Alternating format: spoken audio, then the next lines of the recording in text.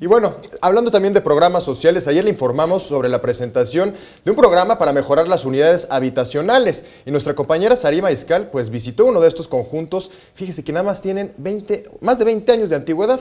Vamos a ver qué es lo que encontró.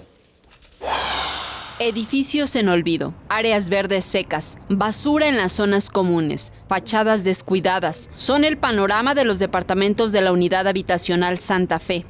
Las autoridades nos apoyan.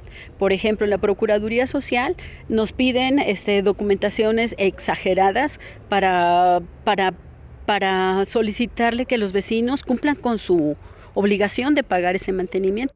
Y como punto crítico, la inseguridad crece por sus corredores. Ha habido asaltos, robos, hay coches que amanecen sin llantas aquí. A gente que asaltan la han agredido físicamente. Para cambiar esta situación, los vecinos buscarán apoyo de la alcaldía. Por su parte, la Procuraduría Social dio a conocer un plan de mejora de las unidades habitacionales mayores de 20 años de existencia, justo como la Unidad Santa Fe.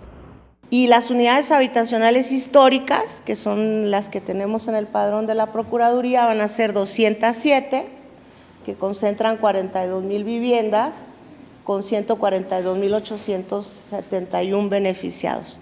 En total serán 2,208 unidades habitacionales, 80,000 viviendas y 272,000 personas beneficiadas. Ese es el universo de nuestro programa.